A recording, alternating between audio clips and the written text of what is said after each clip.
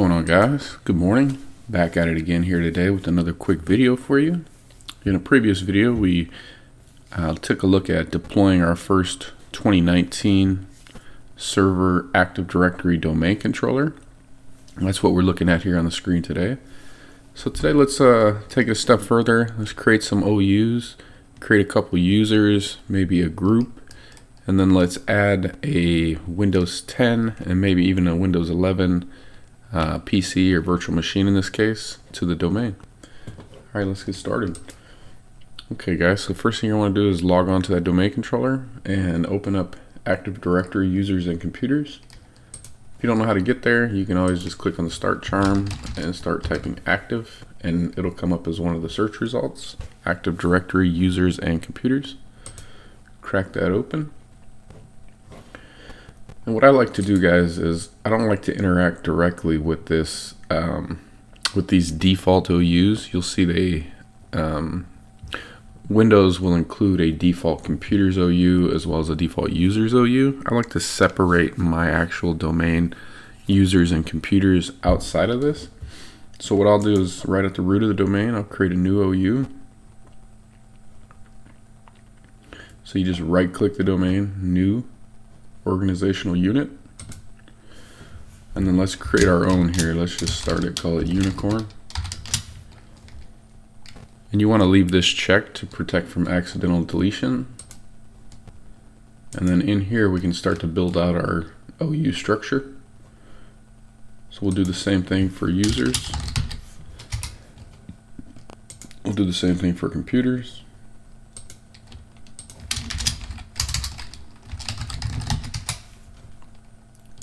Let's make one for servers.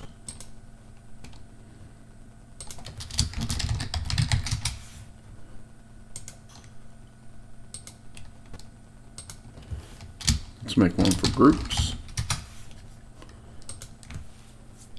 Alright guys, that should get us started here. So let's build a couple users. Remember to have fun with it, guys. So if you're Star Wars fan, which I am, why not create some Star Wars characters? Maybe you're a Lakers fan or a different sports team. Create your favorite sports characters, right? Just whatever you want to do, have fun with it. Excuse me. Okay, so let's get started here. We'll do Luke Skywalker. And when you give them this is pretty self-explanatory, right? First name, last name, middle initial, so on and so forth. It'll populate the full name for you, but this is where you should at least decide on a naming scheme for your user IDs or logon names. So a common one would be like first name dot last name, or first initial dot last name, or last name dot first initial. You don't need the dot, you could leave that out, but you should try to standardize the formatting of the name. So let's just let's go with last name, first initial. So Skywalker L.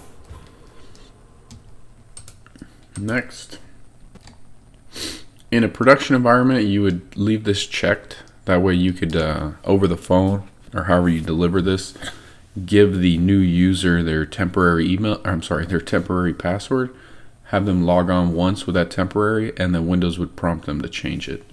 This is a lab environment. I'm not going to leave this on.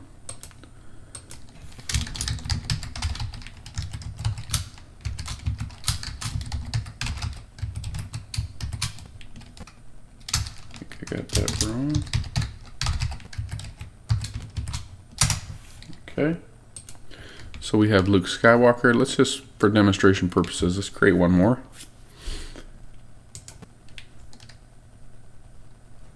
New user, and we'll say Han Solo. So then if we stick with that same formatting, it would be Solo H.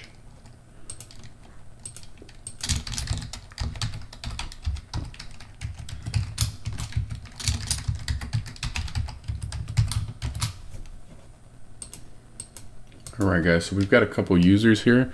One thing I like to do is when I interact or I need to do administrative functions on a domain, I like to use a domain admin, or sometimes you need to have a domain admin account.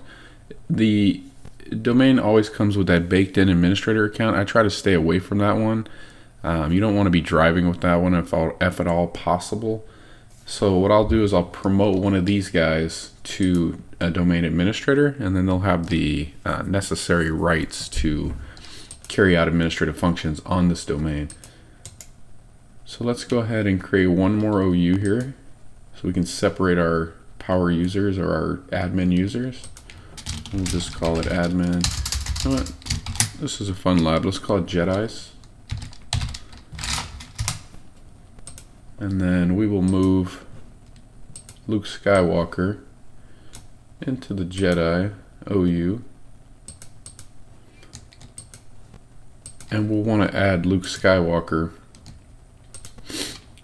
We'll add him to the domain admin group, which is a built-in group. So if we just say domain admin, it'll find that. Okay, now he's part of the domain admins as well as the domain users. Anyone you join to the anyone you build in the domain will be by default part of the domain users. This is a very privileged group, domain admins. So you wouldn't want to add your typical end users to this. Only, you know, IT administrators, people that should have that amount of power on the domain. Okay, let's apply that. So Luke should have all the rights he needs to get a computer added to the domain. Let's go ahead and test that out. You're going to want to verify, if you don't recall it right offhand, what the IP address of your domain controller is. We did make this a static IP, so we'll go ahead and we have to plug this in as the DNS of whatever computers that we're trying to join to the domain. Let me show you what I mean here. Jump over to our Windows 10 box. Let's go ahead and modify the NIC.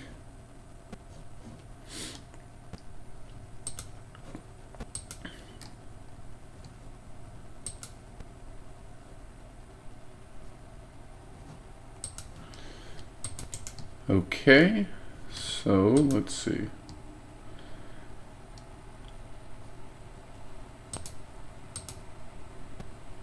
You're going to want to plug in the IP address of the domain controller as the DNS server for this machine that you're trying to join to the domain. The reason you need to do that is when you join it to the domain, you join by the domain name, and if this guy's not pointing to the domain controller for DNS, he won't know how to get to that domain controller. Oops, sorry about that, guys. Give me 1 second. There we go. Alrighty. So let's go ahead and take a look at how to join this to the domain. If you go to System, rename this PC. Let's go ahead and give it a better name here first. Let's call this, let's see, Jedi PC01.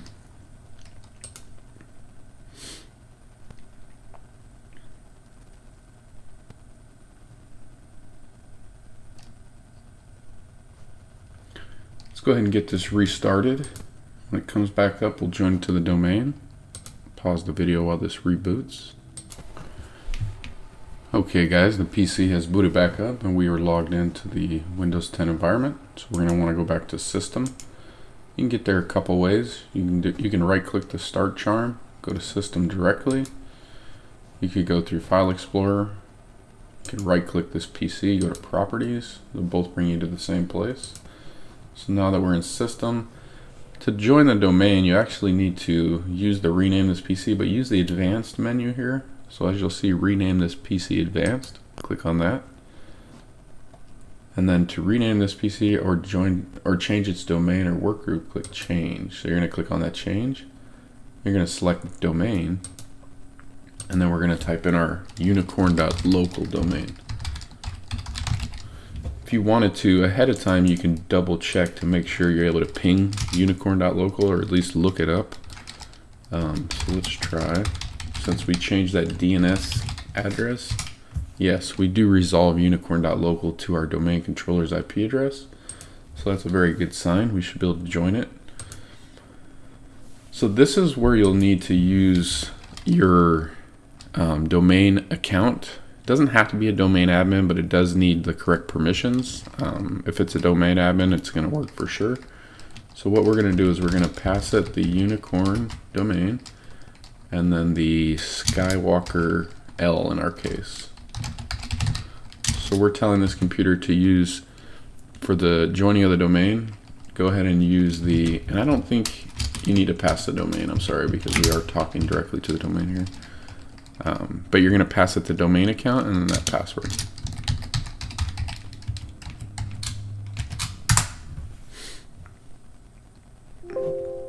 Welcome to the unicorn.local domain. So we have successfully joined. It should ask us to reboot. And we'll go ahead and restart. We'll pause this, and when it comes back up, we should be able to log into this PC with one of the domain accounts. Okay guys, the Windows 10 machine has rebooted. Let's go ahead and see if we can log in here. We're going to want to use the unicorn domain. So as we see here, we select other. Damien is just a local account I built when I spun up the VM. If we click other user, it's going to say sign into unicorn. That means you're passing it a unicorn domain account. So let's go ahead and try to log in with our Luke Skywalker.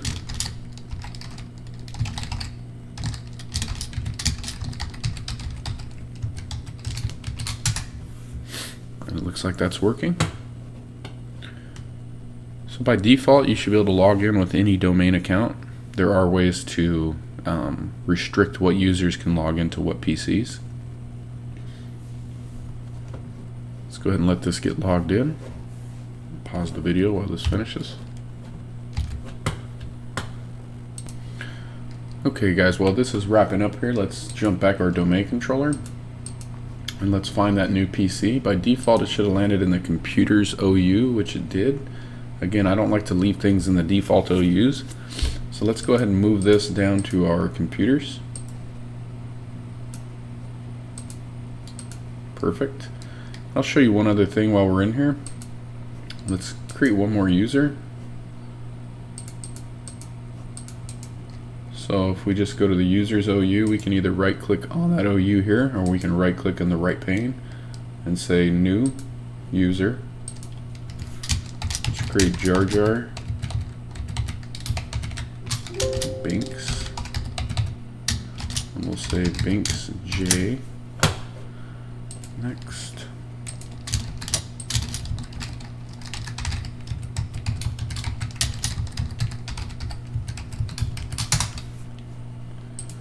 Okay, and then if you figure out later you didn't want that user, or maybe Jar Jar got fired, or you just not a fan, let's get rid of them. You can come here, right click, delete, and that's it. It's that simple.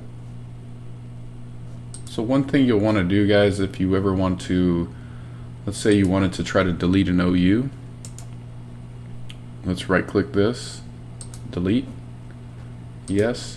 It's going to tell you you can't do it because it's protected by accidental deletion. If you really did need to get rid of this, what you would do, by default you're not going to see all the tabs, right? So you need to be able to see the object tab in order to delete this, and I'll show you what I mean here. So pro tip, whenever you're interacting with Active Directory, always come up here to view. Whenever you're interacting with Active Directory users and computers, come to view and always select advanced features. Now if we drill back down and we look at that groups OU, we can't delete it still, but we need to open the properties of the OU, go to the object tab, and this is where you turn on and off the protect object from accidental deletion. So if we turn that off and apply it, now we can delete this. And it's gone. I actually want it, so I'm just going to create it again really quick. All good. Alright, let's check on our Windows 10 computer. Alright, VMware log there. And we should be logged in as a domain account. We can check that by just doing who am I. And there you see, we're logged in as unicorn/Skywalker. Skywalker L. Alright guys, that was a quick video to follow up on our deployment of the domain controller video. This shows you how to create some OUs, and a good practice to do is start your own OU hive there outside of the default ones. I showed you how to create a few users, and I showed you how to join a Windows 10 machine to that domain. Hope this has been helpful. Appreciate you tuning in. Don't forget to hit that subscribe button, give this a thumbs up, drop me a comment, let me know what type of content you'd like to see. I've got a lot of stuff coming out soon, so again, please subscribe. I really do appreciate it, trying to grow the channel. Until the next one, thanks a lot guys, and take care.